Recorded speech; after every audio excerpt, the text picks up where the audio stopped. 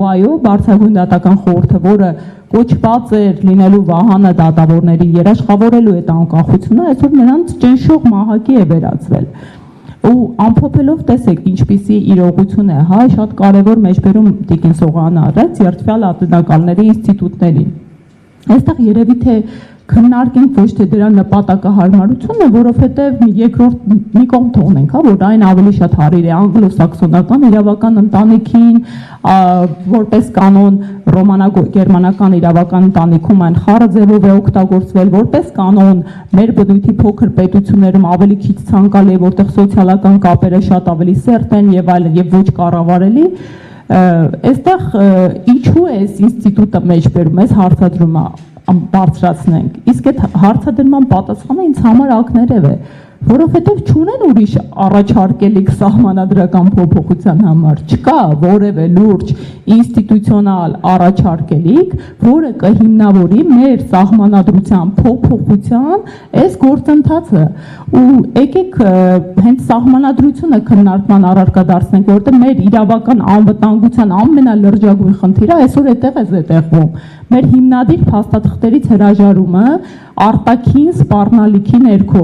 ու այո, իրենք Քավլիցի որևէ մեկս չենք երգում, որ 8 տարի է իշխանության են եկել, 8 տարի օրակարգում ունեցել են այդ սահմանադրական փոփոխությունը, բայց ունեցել են սահմանադրական փոփոխությունը։ Նոր սահմանադրություն ընդունելու պահանջը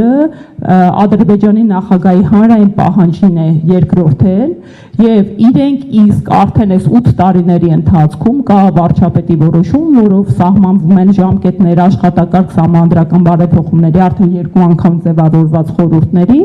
իրենք հաջողել են նաև իրենց իսկ ընդունած իրավական ակտի ժամկետները խախտել, 2 անգամ ժամկետ է սահմանված եղել սահմանադրական բարեփոխումների հայեցակարգ ներկայացնելու, 2 անգամ ժամկետ է սահմանված եղել, որոնցից վերջինը 2026 թվականի հունիսի 30-ն էր սահմանադրության նախագիծ ներկայացնելու, 2 անգամ էլ այս փաստաթղթերը չեն ներկայացվել եւ 8 տարի մեր հարկատուների հաշվին իրականացվող այս գործընթացի մարմնի գործունեության արդյունքում գեթ 1 թղթին տրված դրույթ անգամ, հա, դրույթ 1 հոդված չի մատուցվել, թե իրենք ինչ են անում եւ ինչի մասին է։ Այս ամենը քաղաքական սպասարկելիք է, կրկին ասում եմ, վերջին օրերին արտադրության նախարարը խոսեց սահմանադրական փոփոխությունների մասին,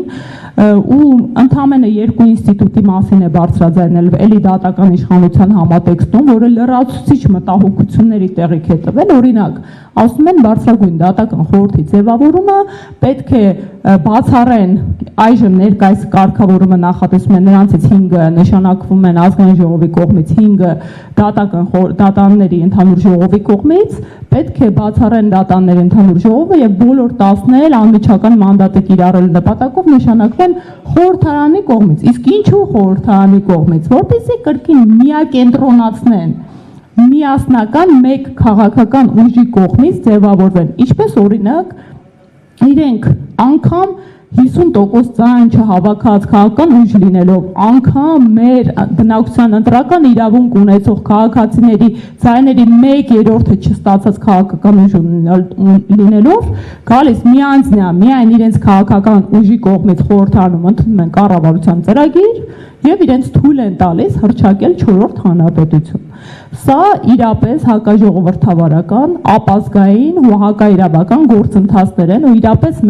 մեզ համար իմ գնահատմամբ ազգային անվտանգության խնդիրներ են, որին պետք է հետևողականություն դրսևորենք ու շղթայական է գնում։ Այդպես առաջնային հարվածի տակ է ընկնում քաղաքացու իրավունքը։ Ու այո, այդպես է այդ ամենաթողության միջավայրը ստեղծում, որ սեփականության իրավունքը, մարդու հիմնարար իրավունքները կարող են ամենօրյա շահարկման, շրջանցման թիրախ դառնալ։ Օրինակ քաղաքացուն բացատրենք, հա, այն ինչ տեղի ունեցավ օրինակ Հեցի հետ Սամվել Կարապետյանի պարագայում զուտ քաղաքական հետապնդման նպատակով մարդուց հսկայական ներդրումը եւ մեծ սեփականությունը խլեցին օրը ցերեկո։ Ինչ տեղի ունեցավ Գագիկ Ծառուկյանի հետ կրկին, հա, մարդու սեփականությունը հակաիրավական եղանակով ամենաթողության պայմաններում խլեցին եւ շահագործում են։ Դա նույնն է, ոնց որ դուք փողոցով քայլեք, մեկը գա ձեր պայուսակը ձեր ձեռքից խլի եւ մի բան էլ ձեզ կալանավորեն, որ ձեր պայուսակը խլել են ու դուք փորձել եք դիմադրել, հա, այդ գործընթացին, կամ խլել են, որովհետև դուք քննադատել եք իշխանությանը։ Դա լրիվ նույնական իրավիճակ է եւ յուրաքանչյուր քաղաքացի պետք է ունենա գիտակցումը, որ այո, գալու է իր հերթը, իր իրավունքի պաշտպանվածությունը եւ ինստիտուտները այնքան խեղաթյուրված են լինելու, որ անգամ արդեն ապա քաղաքական իրավիճակներում իր իրավունքը պաշտպանելու հնարավորություն չունենա։ Այնպես որ գործիքակազմերի տեսանկյունից ես գտնում եմ, որ այնուամենայնիվ մենք պետք է շարունակենք անընդհատ բարձրաձայնել